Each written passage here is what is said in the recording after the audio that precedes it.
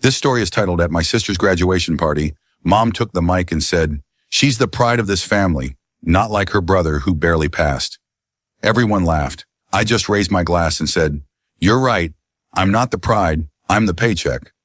Then I looked at my sister and added, "Oh, and that $60K scholarship fund? Consider it closed." The room fell silent, and that was only the beginning. Hey everyone, before we jump into today's video, I need your help. We've noticed the channel is losing some traction, and subscribing is one of the best ways you can support us. It's quick, and it helps us keep bringing you awesome content. Your support means the world. Let's keep this channel growing together. Thanks so much. Now, let's start the video. My name is Richard. I'm 31 years old. And if there's one thing I've learned about being the dependable child in a family, it's this. Reliability makes you invisible. For most of my adult life, I was the one wiring money when rent came up short. I was the emergency contact when car payments bounced. I was the silent name on utility bills, the backup plan nobody thanked, the safety net nobody saw. My parents called me practical. My younger sister, Kathleen, called me boring. What they both meant was the same thing. I wasn't worth celebrating. Kathleen was different. She was the golden child from the start. Straight A's, debate team captain, scholarship winner, future lawyer. Mom used to say Kathleen had the spark, that rare quality that made people notice her when she walked into a room. Dad would nod and add that Kathleen was going places, real places, not like some people who peaked in high school. They never said my name. They didn't have to. I graduated high school with a 2.8 GPA. Not great, not terrible, just average. I didn't go to college because Dad got laid off my senior year and someone had to start working. So I did. I got a job in logistics, worked my way up, learned the systems, earned certifications at night. By 25, I was managing supply chain operations for a mid-sized company. By 28, I was pulling six figures. Nobody asked how I did it. They just asked when I could send the next check. It started small, a few hundred here, 1,000 there. Mom needed help with property taxes. Dad's truck needed new brakes. Kathleen's laptop died right before finals. I said yes every time because I thought that's what family did. I thought if I kept helping, eventually they'd see me the way they saw her. I was wrong. The older Kathleen got, the wider the gap became. Every achievement of hers was a family celebration. Every milestone of mine was a footnote. When she got into law school, Dad threw a barbecue and invited half the neighborhood. When I got promoted to senior manager, Mom said, "That's nice, honey," and asked if I could cover her car insurance that month. I paid it. I always paid it. By the time Kathleen's graduation party rolled around, I had been funding their lives for nearly a decade. The house they lived in? I paid the mortgage after Dad's hours got cut. The car Mom drove? I co-signed the loan and made half the payments. Kathleen's law school tuition, covered by scholarships and loans in her name, but every single living expense, every book, every bar prep course, that was me. I never told them how much I gave. I never asked for credit. I just kept the lights on and hoped one day they'd notice. The party was supposed to be a small thing, just family, maybe a few of Kathleen's friends. But Mom had other ideas. She rented a hall, hired a caterer, bought decorations, sent out printed invitations. She wanted everyone to see what Kathleen had accomplished. I didn't mind. I was proud of Kathleen. She worked hard. She earned it. What I didn't expect was the toast. The hall was packed. Relatives I barely recognized filled the tables. Kathleen's law school friends clustered near the bar. A banner hung across the back wall. "Congratulations, Kathleen, future lawyer." There was even a slideshow playing on a loop, photos of Kathleen from kindergarten to graduation day. I wasn't in any of them. I stood near the back with a glass of cheap wine, watching Mom work the room. She was in her element, hugging people, laughing too loud, soaking in the attention. Dad stood beside her, grinning, shaking hands like a proud father at a wedding. Kathleen was at the center of it all, glowing in a white dress, surrounded by friends. She looked happy. She deserved to be. I stayed in the shadows. That's where I always was. Around 8, Mom clinked her glass and called for everyone's attention. The room quieted. She stepped up to the microphone at the front, smiling so wide her eyes crinkled. She started with the usual speech. How proud she was. How Kathleen had always been special. How she knew from the moment Kathleen was born that she'd do great things. People nodded. Someone shouted, "Here, here."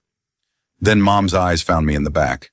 "You know," she said, her voice carrying over the speakers, "Kathleen's success reminds me how important it is to really apply yourself. Not everyone has that drive." A few people chuckled, unsure where she was going. Mom kept smiling. "Take her brother Richard, for example. He barely passed high school, didn't go to college. He's doing okay now, I guess, but he's not like Kathleen. She's the pride of this family." The room erupted in laughter. Not cruel laughter, not exactly. Just the kind of laughter people give when someone makes a joke at a party and they want to seem engaged. But it hit me like a slap. I stood there frozen, glass halfway to my lips. My face burned. A few people glanced back at me, grinning, waiting to see if I'd laugh along. I didn't. Mom raised her glass. "To Kathleen, the pride of the family."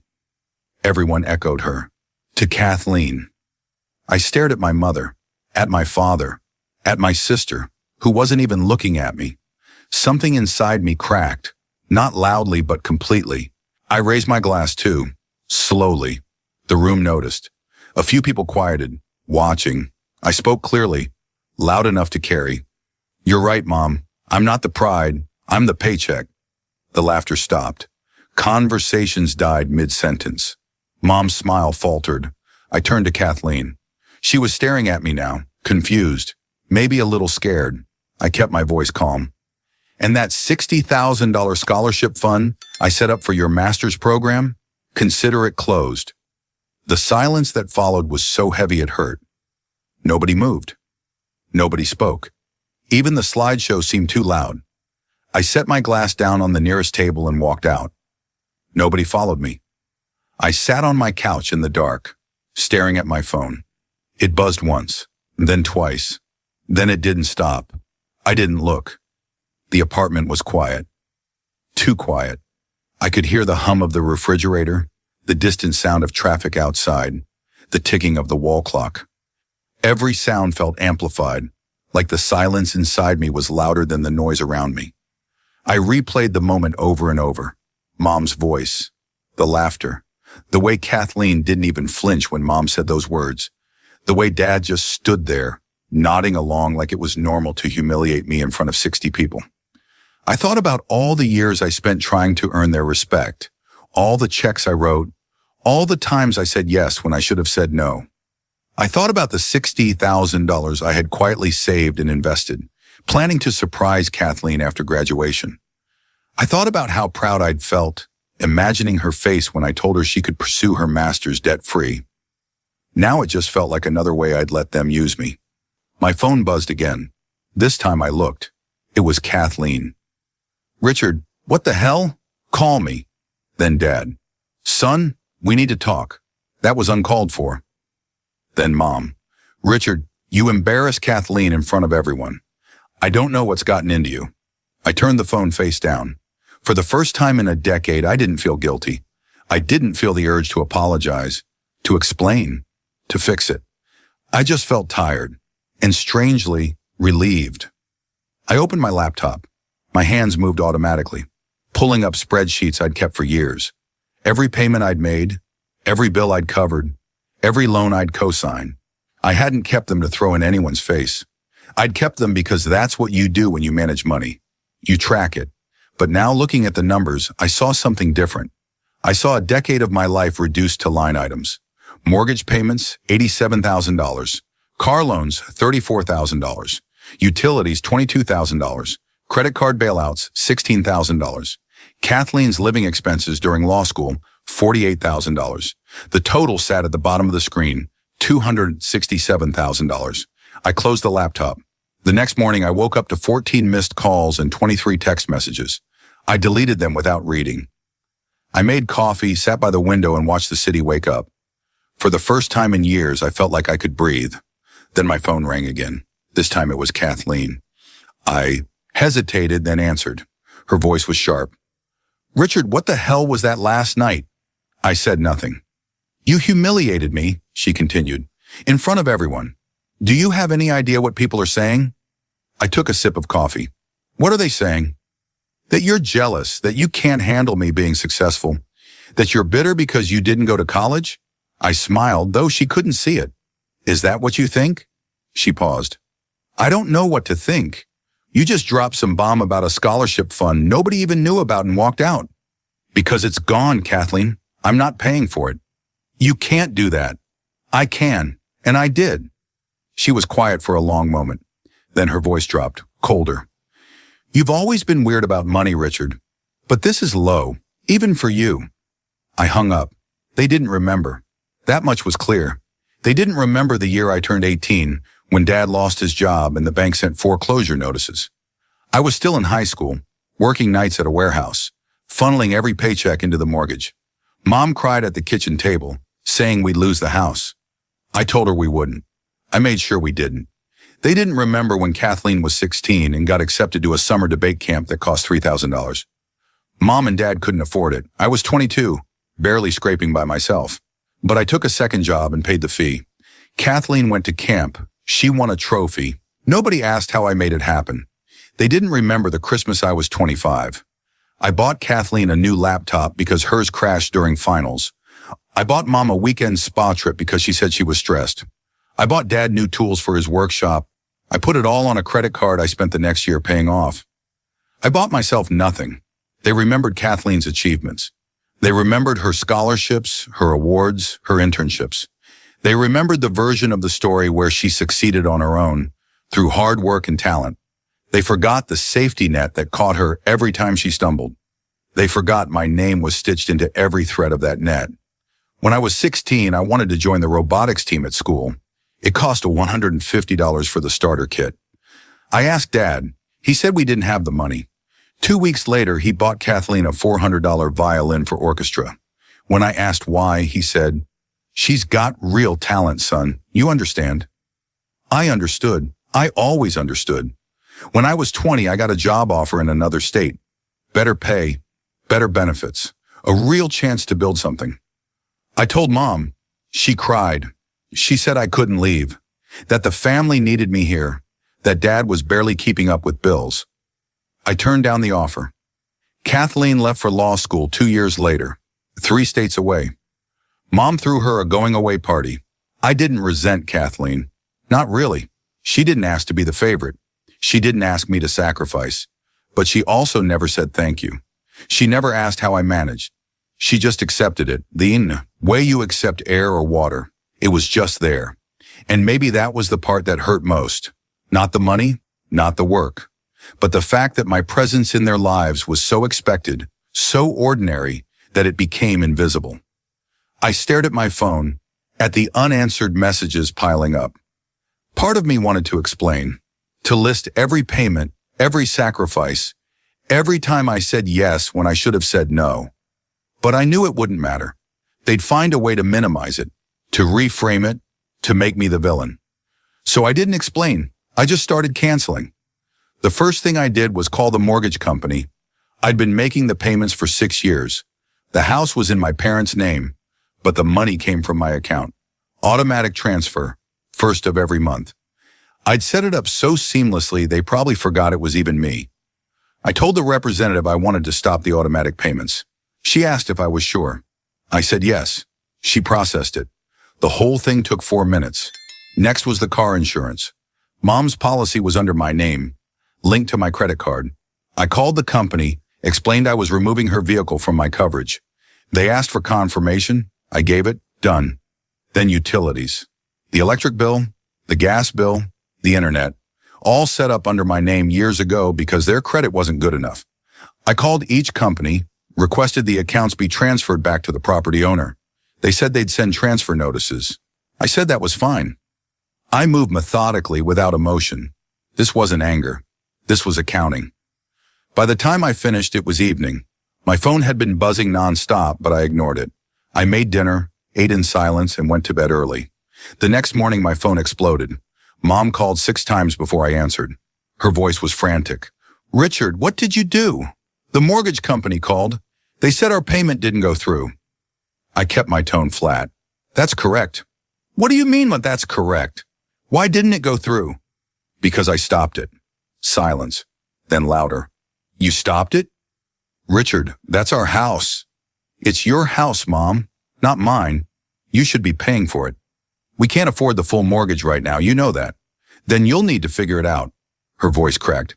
Richard, please, don't do this. We're family. Family, I repeated. Right. The family that laughed when you said I wasn't the pride.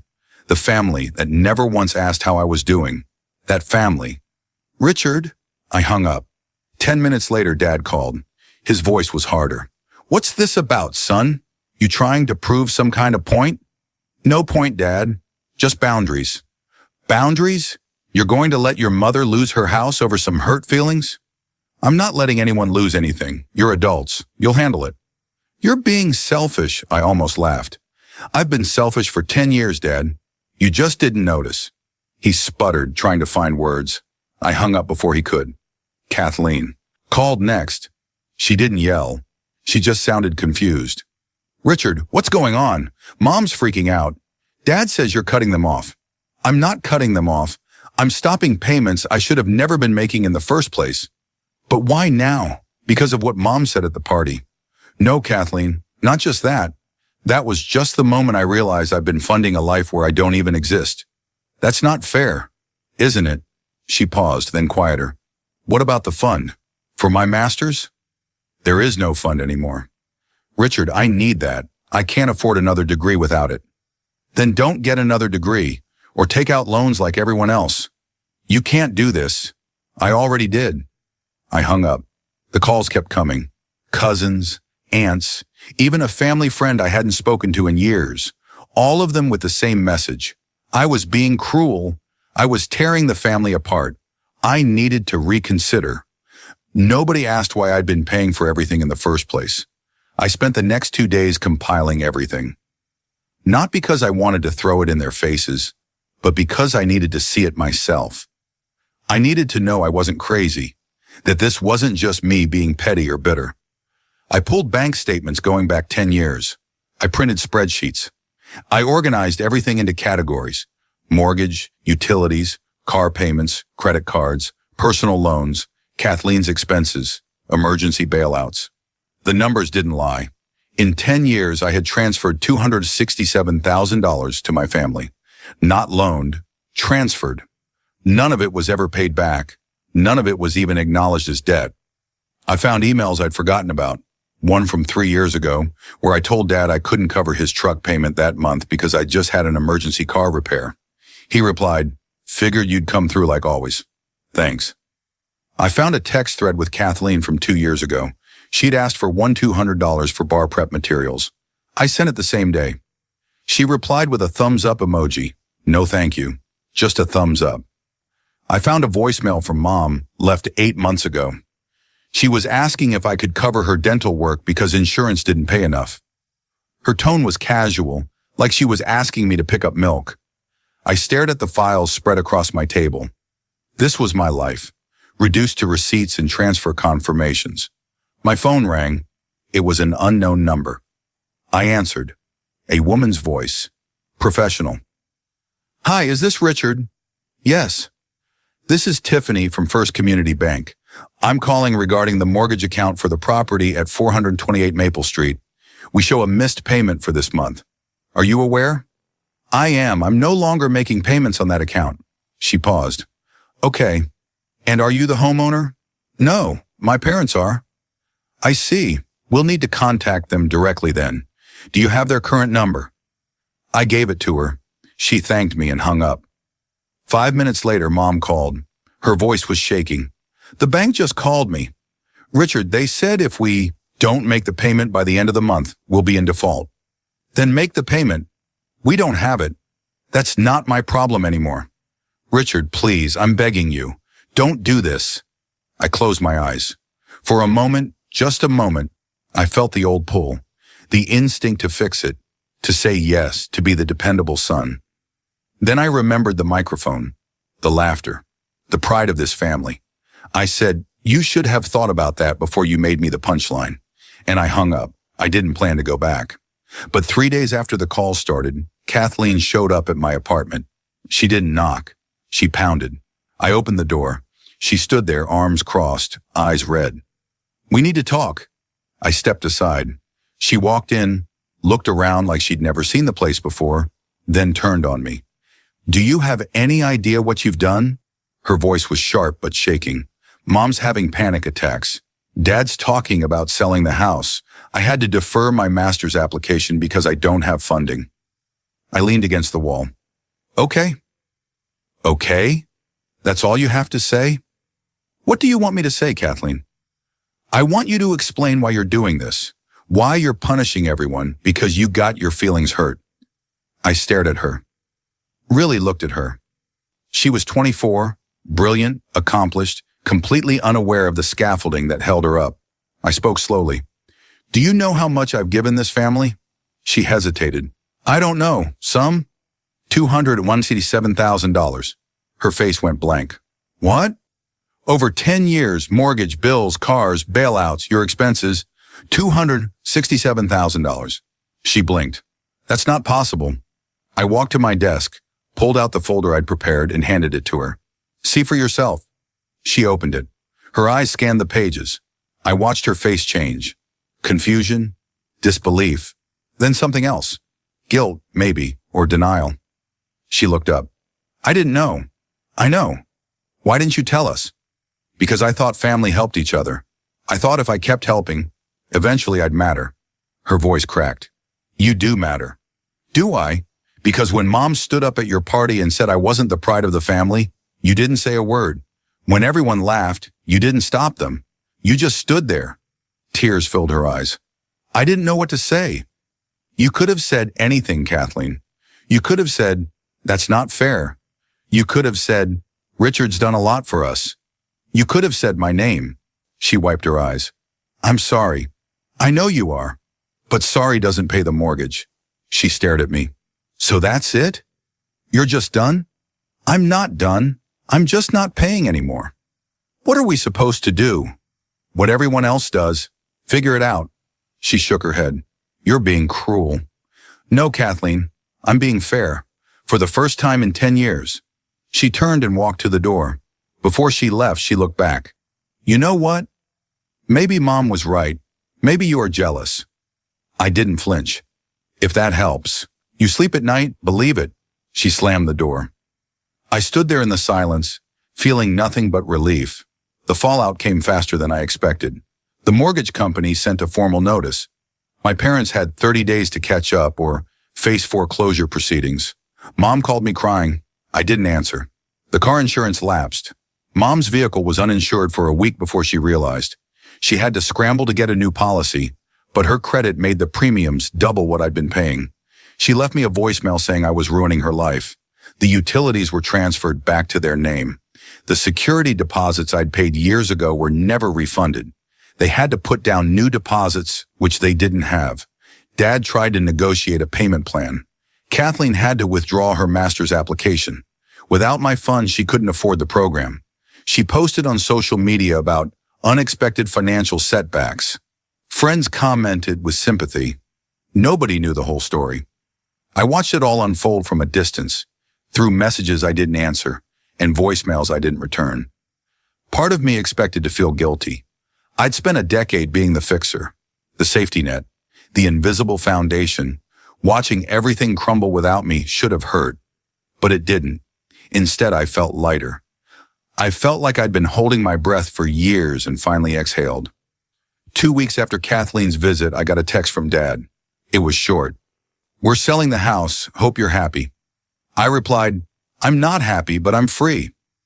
He didn't respond. A few days later, I got a message from an aunt I barely knew. She'd heard my side from a cousin and wanted to say she was proud of me. She said she'd watched me be taken for granted for years and was glad I finally stood up. It was the first time anyone in the family acknowledged what I'd done. I thanked her. Then I blocked my parents' numbers and Kathleen's. I didn't expect to see Kathleen again, but she found me anyway. I was sitting in a coffee shop working on my laptop when she walked in. She looked tired, thinner. Her hair was pulled back in a messy bun, and she wasn't wearing makeup. She sat down across from me without asking. I closed my laptop. Kathleen? Richard? We stared at each other. She spoke first. They're losing the house. I know. Mom's a mess. Dad won't talk to anyone. They blame me. I frowned. Why you? Because the party was for me. Because you snapped at my graduation. They think if I'd been more grateful, you wouldn't have left. I didn't know what to say to that. Kathleen looked down at her hands. I read through the folder you gave me. All of it. I didn't realize how much you'd done. Nobody did. I should have known. I should have asked. Yeah, you should have. She nodded. I was spoiled. I see that now. I thought the money just appeared. I thought that's how families worked. Some families, maybe. She looked up, eyes red. I don't know how to fix this. You can't. So what do I do? I leaned back. You move forward. You figure out your own life. You stop expecting someone else to carry you. She flinched. That's harsh. It's honest. She was quiet for a long moment. Then she said, I'm sorry for everything, for not seeing you, for not standing up for you, for taking you for granted. I believe you, but you're not coming back. No. She nodded slowly, tears spilling over. I don't blame you. She stood up, grabbed her bag, and walked out. I watched her go, and for the first time, I didn't feel responsible for her pain. I moved, not far, just to a different part of the city, a smaller place, quieter with a view of the river. I sold most of my furniture, kept the essentials, started over. It felt good. My parents sold the house. They moved into a small rental across town. I heard about it through my aunt. She said they were bitter, that they told people I abandoned them, that I was ungrateful and cruel. I didn't correct the story. Let them believe what they needed to believe. Kathleen took out loans and deferred her master's for a year. She got a job at a nonprofit, something with legal aid. My aunt said she was doing okay. Growing up, finally. I didn't reach out. I focused on my own life. I got a promotion at work. I started going to the gym. I dated someone for a few weeks, nothing serious, but it was nice. I traveled. I bought things I wanted without calculating if I could afford to send money home first. I lived. One evening, about 3 months after everything fell apart, I got an email. It was from Kathleen. The subject line read, "No reply needed." I opened it. It was short. Richard, I know you don't want to hear from me. I just wanted to say I get it now. I've been working, paying my own bills, figuring things out. It's hard. I didn't realize how hard. I didn't realize what you were doing all those years. I'm sorry I didn't see you. I'm sorry I didn't say thank you. I hope you're doing okay. You deserve to be happy, Kathleen. I read it twice. Then I closed my laptop. I didn't reply, but I didn't delete it either. Life settled into a rhythm I didn't recognize at first. There were no emergency calls, no frantic texts asking for money, no guilt weighing on me every time I checked my bank account. For the first time in a decade, my money was mine. I started small. I paid off my credit cards, all of them. The ones I'd maxed out covering their emergencies, their bills, their crises that were never really crises, just poor planning they expected me to fix. Then I built an emergency fund, a real one. 6 months of expenses, sitting untouched in a high-yield account. Every time I looked at the balance, I felt a little more solid. I hired a financial advisor. She helped me open a retirement account, set up investments, plan for the future. She asked why I'd waited so long to start saving. I told her I'd been busy. She didn't push. Work got better too. Without the constant distraction of family drama, I could focus. I led a major project that saved the company $2 million in logistics costs. My boss noticed. I got another promotion, this time to director level. I bought a car, not new but new to me. Reliable, paid in full, no co-signers. I joined a recreational basketball league, made a few friends, went out for drinks after games. Nobody asked me for money.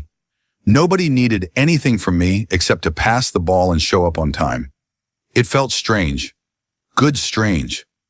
One Saturday I drove out to the coast, rented a cabin for the weekend, sat on the deck and watched the waves. I didn't think about my family. I didn't think about the money or the years I'd lost.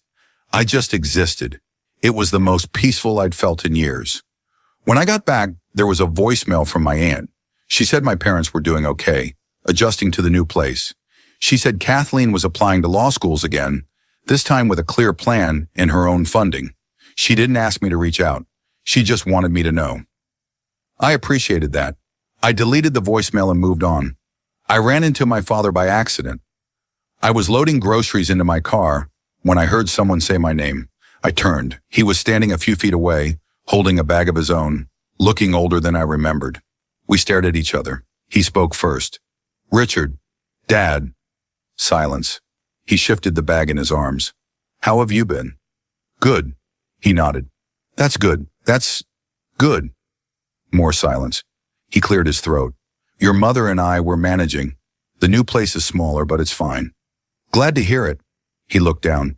"I know you probably don't want to hear this, but I wanted to say I'm sorry for how things went, for not seeing what you were doing." I didn't respond. He continued. "I don't expect you to forgive me.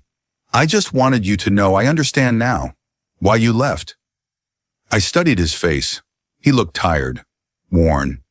There was no anger in his eyes, just something that looked like regret. I said, "I didn't leave, Dad. I just stopped paying." He flinched. "I know, and I'm sorry we made you feel like that's all you were." "I didn't feel like it. That's what I was." He nodded slowly. "You're right." We stood there for another moment. Then he said, "I should go. Your mother's waiting." "Okay."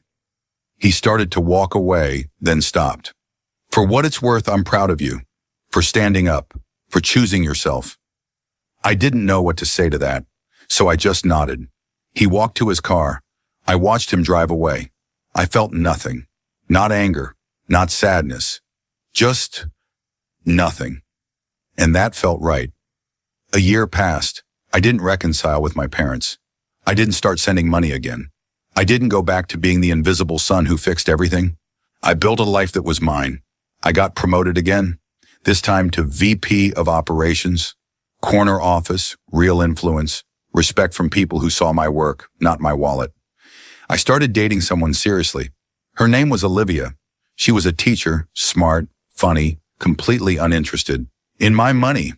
When I told her about my family, she didn't tell me I should forgive them or try to make peace. She just said, "That must have been hard," and held my hand. I appreciated that more than she knew. Kathleen reached out once more, about 6 months after the grocery store encounter with Dad. This time I replied. We met for coffee. It was awkward at first, but she didn't ask for anything. She just wanted to talk. She told me she'd been in therapy, that she was working through a lot of guilt and realizing how much she'd taken for granted. She said she didn't expect us to be close again, but she wanted me to know she was trying to be better. I told her I was glad, and I meant it. We didn't become best friends, but we were civil. Occasionally we'd text. She'd share a work win. I'd congratulate her. It was surface level, but it was honest. That was enough. My parents never reached out again after the parking lot. My aunt told me they'd started going to church, that they were trying to rebuild their lives without depending on anyone. I was happy for them, in a distant sort of way. I didn't forgive them, but I stopped carrying the anger. One evening, I sat on my balcony with Olivia. The city lights stretched out below us. She asked if I ever regretted walking away. I thought about it, really thought about it. Then I said, "No, I regret staying as long as I did."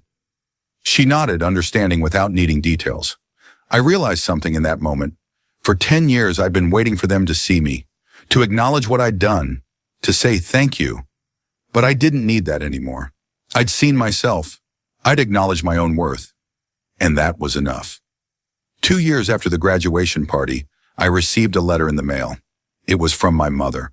I held it for a long time before opening it. Part of me wanted to throw it away. But curiosity won. Inside was a single handwritten page. "Richard, I don't expect you to read this. I don't expect you to respond. But I need to say it anyway. You were right about everything. We took you for granted. We treated you like a bank account instead of a son. We made you invisible while we celebrated your sister. I don't know when it started or why we let it continue, but it was wrong. deeply wrong.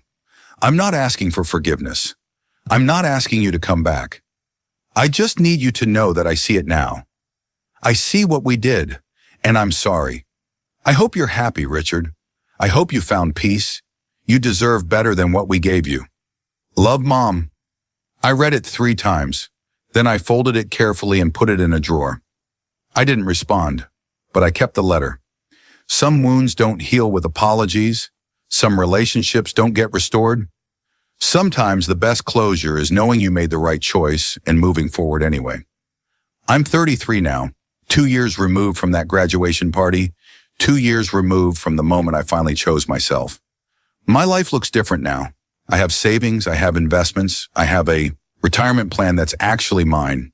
I have a relationship built on respect, not obligation. I have friends who value me for who I am, not what I can provide. I still work hard. I still help people. But now I help because I want to, not because I'm expected to. Last month, I donated $10,000 to a scholarship fund for first-generation college students. I did it anonymously, not for recognition, just because I could. It felt better than any check I'd ever written to my family. Kathleen graduated from law school last spring. She sent me an invitation to the ceremony. I didn't go, but I sent her a card with a simple message. Proud of you. You did this yourself. She texted back. Thank you. For everything. Even for leaving. My parents are stable now. They're making it work. My aunt tells me they talk about me sometimes, with regret, with sadness, but also with something that might be understanding. I don't hate them. I don't wish them harm. I just don't carry them anymore. And that's okay. 3 years after the graduation party, I found myself at another celebration. This time it was mine. My company was celebrating a major milestone, and I'd been instrumental in making it happen. My team threw a dinner. Olivia was there. My boss gave a speech about my leadership and vision. At the end of the night, my boss raised his glass. To Richard, the backbone of this operation, everyone echoed. To Richard. I raised my glass, looking around the table at people who saw me, respected me, valued me for what I brought beyond money. Olivia squeezed my hand under the table, and I realized something. I'd spent 10 years being the paycheck for people who never appreciated it. Now I was the pride of my own life, and that was worth more than any family title ever could be.